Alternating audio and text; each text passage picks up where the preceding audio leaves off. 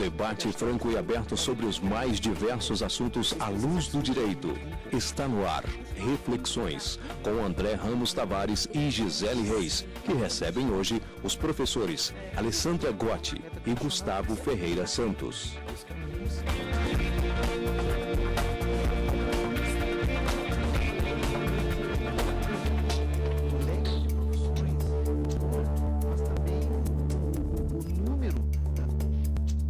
Há quase 100 anos, as constituições passaram a disciplinar os direitos sociais. A mexicana de 1917 e a alemã de Weimar de 1919 são pioneiras nesse aspecto. No Brasil, a Carta de 1934, claramente influenciada pela de Weimar, foi a primeira a garantir direitos sociais por aqui. Já a Constituição de 1988 elencou esses direitos, que são os direitos que exigem uma prestação do poder público, ou seja, uma atuação positiva por parte do Estado. Neste programa de reflexões, a gente avalia o papel e a atuação do Estado brasileiro e fala um pouco sobre custos e prioridades. Veja agora os convidados de hoje. Alessandra Gotti, advogada, professora, mestre e doutora em Direito Constitucional pela Pontifícia Universidade Católica de São Paulo, sócia efetiva do Todos pela Educação e consultora da Unesco.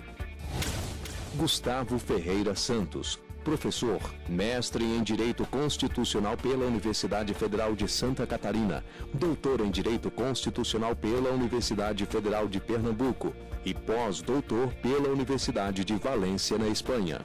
Obrigada, Gustavo, por ter aceito o convite da TV Justiça. É um prazer tê-lo aqui conosco. Eu que agradeço. Obrigado. Alessandra, também seja bem-vinda ao programa Reflexões. Eu quero começar, na verdade, tratando de um aspecto interessante no que diz respeito a esse tema, porque quando nós temos uma Constituição que é bastante garantista, mas direito por si só, você fala em garantir direitos, tem um custo. Esse custo é alto, mas eles são essenciais. Como conciliar, né, essa questão dos custos, dos altos custos com a essencialidade? Gisele, como você disse, a Constituição de 88, ela expandiu muito os direitos sociais. E inseriu os direitos sociais pela primeira vez dentre os direitos fundamentais. Deu muito destaque a esse tema. E se nós formos pegar um direito social, a educação, nós podemos ver o quanto o país tem prestigiado esse tema. O Plano Nacional de Educação, que foi promulgado agora em 2014, traz diversas incumbências para o Estado brasileiro. Desde a universalização da pré-escola para crianças de 4 e 5 anos até 2016, a universalização também do ensino médio, do ensino fundamental, dentre outras 20 metas. E, para isso, houve também uma previsão de aumento de recursos, né? Hoje, o Brasil gasta 6%, cerca de 6% do seu PIB com educação. E a meta é que até 2024 o país gaste 10%. O gasto do país com educação é, como se vê, expressivo. Mas, se nós formos considerar os dados do PISA de 2012, existe uma assimetria, né? O Brasil, como eu disse, tem gastado cerca de 6%. Se formos pegar países como Finlândia, Noruega, Holanda, que gastam 6%, é algo impressionante o quanto o país ainda está aquém desses países no tocante a esse ranking da educação. O Brasil ocupa hoje, dentre os 76 países, a posição 58. Né? Finlândia está na posição de 3º lugar, né? Holanda no 10º lugar. Então, será que só mais recursos é suficiente para aprimorar esse direito, que é um direito social fundamental? Me parece que não. Me parece que é preciso também melhorar a gestão, né, no gasto desses recursos. E, para isso, eu penso que uma excelente estratégia seria uma lei de responsabilidade educacional, né, para que haja um gasto efetivamente que garanta uma educação de qualidade.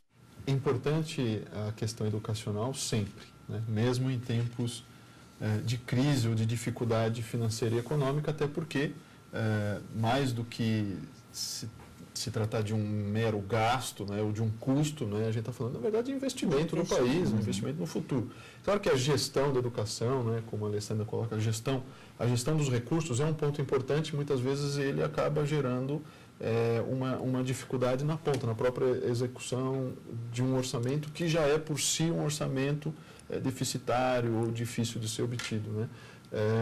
Então, a gente tem diversas variantes, mas num período de crise econômica, em que a gente acaba tendo que falar em padrões mínimos, né? Ou aquilo que é mais básico para o cidadão, é interessante termos vinculações, muitas vezes vinculações constitucionais ou vinculações legais de parcelas do orçamento destinadas especificamente a determinados segmentos. Isso será que contribui para a melhoria do próprio direito em si, contribui para o aumento, ou às vezes isso pode piorar o cenário geral, e com a deterioração de um cenário geral, a gente acaba também automaticamente piorando os próprios direitos, né? Claro, aqui só me permitam fazer um adendo. Acho muitos aspectos importantes, né, que a Alessandra colocou. Um deles acho que é também o florescimento de diversos direitos, né? A partir inclusive de direitos que não são expressos na Constituição. Por exemplo, o direito a uma educação de qualidade. A gente já não fala mais meramente de um direito à educação, é uma educação de qualidade. Não é só o acesso, mas é um acesso qualitativo, é um acesso que é eficaz, eficiente do ponto de vista social. São muitas variáveis. Como fazer um cálculo adequado? As vinculações constitucionais, elas são importantes porque funcionam como redes, né? Então, abaixo daquilo, eu não vou ter como o administrador justificar o gasto. Mas também o administrador não pode ver aquilo como um alvo, né? Porque se ele só vai gastar aquilo, no momento de crise, efetivamente vai ter redução de investimentos. Então, eu acho que é importante uma discussão mais ampla da sociedade. A sociedade discutir também fora o gasto, porque efetivamente é gasto, mas discutir também as formas de financiamento, né? Como a gente financia isso. Eu tenho uma experiência interessante sobre esse tema do financiamento, que é uma experiência de minha esposa, pesquisadora da área de saúde, e ela estava num bairro da periferia do Recife com estudantes da Universidade de Amsterdã. E quando eles viram a pobreza que eles não conheciam, ficaram em silêncio um tempo, né, meio chocados. E a primeira coisa que um deles fala é: vocês precisam discutir aumento de impostos. Ele não é masoquista, gosta de pagar imposto, né? É outra forma de discutir a questão da prestação de serviços pelo Estado. É discutir, de um lado, da saída dos recursos, ou seja, como investe, mas, do outro lado, também, como financia. Então, eu acho que é uma discussão que deve ser feita também neste momento. Uma obra bastante conhecida, né, já clássica nessa área, que é do Cass Sunstein, que escreveu com Holmes, sobre o custo dos direitos. Né? Uhum. E é justamente essa proposta que eles apresentam, né? Para financiar todo esse aparato, serviços públicos, né? Para que as pessoas possam ter os acessos necessários às diversas realizações, precisa de ingressos de valores que vão ser arrecadados da própria sociedade. E esses valores são sempre finitos, né? E a gente vê que o Brasil é um país continental, né? Então, assim, as demandas são muito grandes. E, às vezes, a gente vê que nessa questão que eu achei de extrema importância mencionada pela professora, no que diz respeito à gestão desses recursos, porque, na verdade, a gente vê situações em que, para atender a área da educação, eu tenho que tirar da saúde ou vice-versa, e todos são direitos fundamentais, são direitos essenciais e importantes para o cidadão. Então, é difícil eleger qual é, na verdade, a principal área de investimento no que diz respeito ao direito social, né? Fazer esse contraponto, esse balanceamento de como investir, de como gerenciar, porque os recursos, eles efetivamente não são recursos mais escassos, né? O orçamento, ele é mais enxuto, e de que forma isso pode ser efetivamente aplicado de uma maneira mais racional.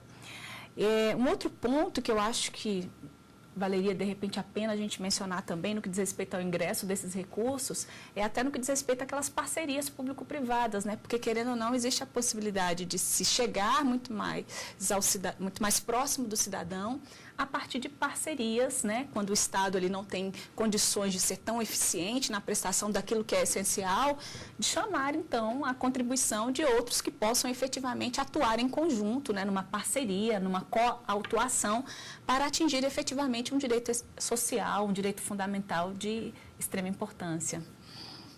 Na verdade, a própria Constituição, ela também já traz obrigação, como um dever geral das entidades privadas, não é, das empresas, a terem um comprometimento social. Né? A função social da propriedade, a função social da empresa, já denotam que a nossa opção no Brasil foi efetivamente por uma generalização do dever de contribuir para realizações que vão, obviamente, promover o desenvolvimento do país em todos os âmbitos, né? Seja no social, seja no próprio econômico, no pessoal, né? No pessoal, no sentido antropológico, enfim.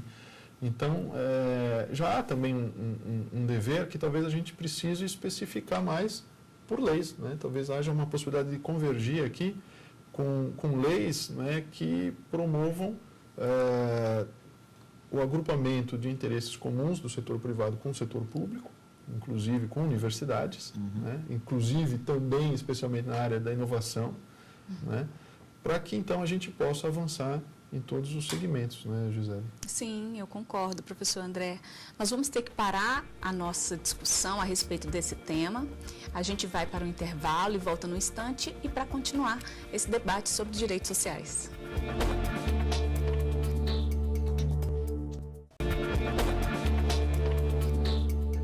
Os direitos sociais são o assunto do Reflexões de hoje. No primeiro bloco, a conversa foi sobre o custo desses direitos no Brasil. Eu gostaria de começar esse segundo bloco abordando as prioridades do Estado brasileiro no que se refere aos direitos sociais e contextualizando essa abordagem naquela ideia, não é, que eu lembrei no primeiro bloco, de que todos os direitos têm seu custo. Tanto os direitos de ordem prestacional, como também aquelas chamadas liberdades públicas, aquelas pelas quais o Estado, supostamente não agindo, já garante a totalidade da esfera de proteção do direito. Então, eu gostaria de perguntar aos nossos convidados, né, qual a posição deles a respeito da priorização que o Estado dá em relação aos custos e, portanto, à realização dos direitos em geral. Eu acho que a sociedade não tem discutido adequadamente o tema do financiamento de direitos sociais. Em matéria de educação, por exemplo, que a Alessandra bem destacou, de 88 para cá, houve uma mudança na questão do financiamento. O acesso, por exemplo, foi universalizado com inicialmente o Fundef, o ensino fundamental, e depois com a inclusão do ensino médio, o Fundeb. Mas qual o desafio depois dessa universalização? Né? A sociedade precisa discutir, não é um tema só para especialistas. Né? Todo mundo é atingido diretamente ou indiretamente pela prestação, pela qualidade da prestação. Né? O grande desafio, você vê os especialistas em educação falando hoje, é qualidade, sem dúvida nenhuma. Né? A gente tem recursos para o tamanho do desafio. Né? Como é que a gente vai enfrentar a questão da qualidade? Vão ser o MEC e as secretarias de educação de estados e municípios responsáveis por isso, ou outras instituições como, por exemplo, como a André lembrou, as universidades têm uma parcela de responsabilidade grande. Eu acho que é importante esse debate ir para além dos especialistas em educação, saúde, previdência, e para além dos juristas. Isso vai desembocar no judiciário exatamente por conta dessa ineficiência, essas condições complicadas de efetivamente se lidar na prática em relação à eleição do que efetivamente atender no que diz respeito à população, e aí a gente vê o fenômeno da judicialização dessas políticas, né, todas, a saúde, algo muito comum no judiciário. Qual é a sua opinião a respeito, professora? Eu penso que, no tocante à judicialização dos direitos sociais, há muito a caminhar. Né? Eu penso que é necessário que haja uma nova cultura focada numa engenharia jurídica distinta. Né? Por quê? Porque quando a gente fala em direitos sociais, a gente fala em um feixe de direitos muito amplo e fala em orçamento. né? E como foi comentado no primeiro bloco, é preciso saber o que priorizar, né? Se eu mexo no orçamento da saúde, eu posso atingir a educação. Então, nessas questões de direitos sociais, na minha visão, é sobretudo fundamental que haja um diálogo entre executivo e judiciário. Estratégias como essa têm sido adotadas em vários países com uma estrutura constitucional similar à do Brasil. E pela primeira vez, nós temos um caso concreto que ocorre em São Paulo, com relação à criação de 150 mil vagas em creches no município de São Paulo, do qual eu tenho a alegria de fazer parte, e que determinou que o município de São Paulo, a partir de uma audiência pública que foi feita para analisar todas as questões envolvidas, orçamentárias, de política pública, qual o planejamento do setor público para a área da educação infantil, foi determinado que o Executivo criasse um plano, um cronograma de expansão dessas 150 mil vagas, para atender a meta que havia sido criada no plano de metas. Porque no município de São Paulo, cada novo prefeito deve se comprometer com a sua plataforma eleitoral. Então, uma das metas era criar 150 mil vagas. Quando isso chegou ao Judiciário, o Judiciário endossou a importância desse compromisso e o número, então, não foi fixado pelo Judiciário. O número dado das 150 mil vagas foi um número dado pelo Executivo. E como não havia um plano de expansão, o déficit de vagas só crescia, o Judiciário, em diálogo com o Executivo, determinou que o Executivo apresentasse um plano. E esse plano, ao longo do tempo, tem sido acompanhado por um comitê, né, do qual eu faço parte, juntamente com várias instituições da área educacional, Ministério Público, Defensoria. Então, o sistema de justiça, junto com a sociedade civil, acompanhando e monitorando a criação dessas 150 mil vagas. Na minha avaliação, uma estratégia como essa, uma engenharia jurídica que envolva e discuta entre executivo e judiciário a resolução de um problema, ela tem muito mais chance de ter eficácia do que uma decisão que determinasse, sem que houvesse um diálogo, a criação dessas 150 mil vagas. Isso mostra que, na verdade, nós precisamos ir além da estrutura tradicional de decisão. Já há ao alcance do Poder Judiciário a possibilidade de tomar decisões que não sejam que não seja necessariamente aquela decisão tradicional em que ele determina unilateralmente, não é, qual é a solução melhor para todos. Sem levar em consideração uma visão macroeconômica, sem levar em consideração né, os interesses em jogo, sem levar em consideração outras realidades, né? Isso talvez um avanço recente que está ocorrendo, e isso eu vejo na Colômbia, na África do Sul, na Índia. Eles têm mecanismos já contemplados legalmente que permitem ao judiciário proferir uma decisão que é exatamente nesse sentido, não de decidir definitivamente, mas de decidir que será feito um planejamento, muitas vezes um planejamento estratégico, para alcançar uma finalidade ao final com a contribuição de todos os envolvidos, né? Isso talvez na área da realização de direitos sociais, que envolve o orçamento, né, seja importante. É importante ele não dizer o único caminho possível. Ele reconhece que aquela meta é uma meta constitucional que tem que ser atingida. E os caminhos, aí a política tem vários possíveis, né, e tem que fazer sentido esse espaço democrático, né? É o juiz que vai dizer. E, obviamente, isso exige uma acomodação no nosso Código de Processo Civil também, ou, ao menos, do olhar, né, que se dá ao Código de Processo Civil. Porque, na minha visão, já é possível, nós já temos ferramentas suficientes para usar essas estratégias.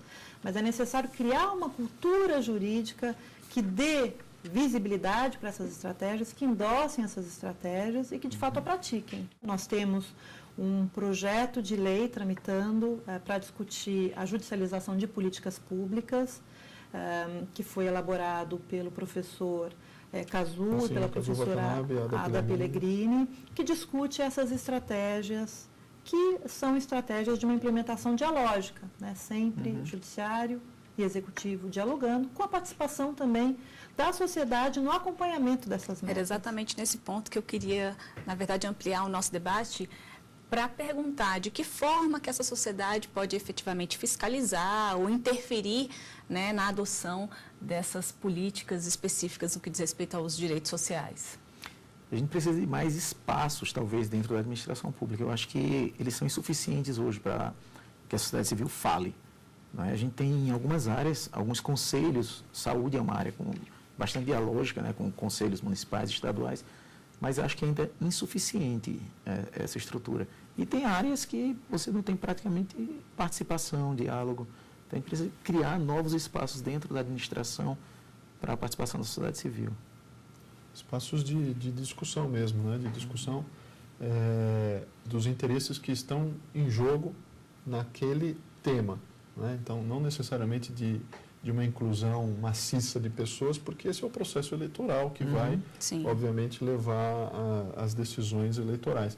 Mas de procurar envolver os principais pontos de vista relacionados à questão que precisa ser enfrentada e cuja solução ela não é simples, ela é sempre altamente complexa, né? Envolve uma visão multifacetada de diversos assuntos. Não é só uma análise jurídica, né? Não é só jurídica. Então, essa arena, que não deixa de ser uma arena democrática, né? Esses espaços intra-administrativos, mas eles têm que, no meu modo de ver, pelo menos, não sei qual é a posição dos nossos convidados, né, mas no meu modo de ver, ele precisa, é uma percepção um pouco diferente daquela estratégia democrática tradicional, né, da ampliação, de que todos devem votar ou todos devem participar de uma específica discussão, não. Aí, mais para aqueles interesses que estão em jogo, né? Eu acho que, sobretudo nos direitos sociais, é importante se beneficiar da especialização das organizações não governamentais, que fazem estudos robustos sobre as lacunas dos direitos, na implementação dos direitos. E aí, de fato, eu creio que um caminho muito importante, que foi usado também nesse precedente que eu comentei, foi a articulação entre vários atores, né? Então, vários atores, Ministério Público, Defensoria Pública, especialistas em direitos sociais, organizações não governamentais focadas em educação, pensando juntos numa solução. Então, isso faz diferença quando a gente fala em um campo, que é o dos direitos sociais, em que a dimensão do resultado, ela faz toda a diferença. Agora, dando um passo para trás, ouvi rapidamente a posição dos convidados. E a priorização? Antes de judicializar, né? Quando não é judicializado, como é que o Estado deve fazer para priorizar ou não um ou outro direito? Eu acho que a interpretação constitucional já dá mais ou menos um caminho, já mostra algumas prioridades, né? Eu acho que o detalhamento de regulação constitucional, por exemplo, de educação e saúde, já mostram que esses direitos sociais têm um destaque especial.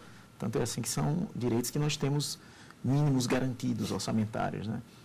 Agora, dentro de cada direito desses, a priorização é complexa, porque você muitas vezes tem uma disputa eleitoral de projetos que colocam prioridades um pouco diferentes dentro de cada direito fundamental desses. E essa disputa eleitoral, o resultado tem que fazer sentido. Tem que fazer sentido. A gente não pode simplesmente dizer que não, a melhor interpretação era a do candidato que perdeu.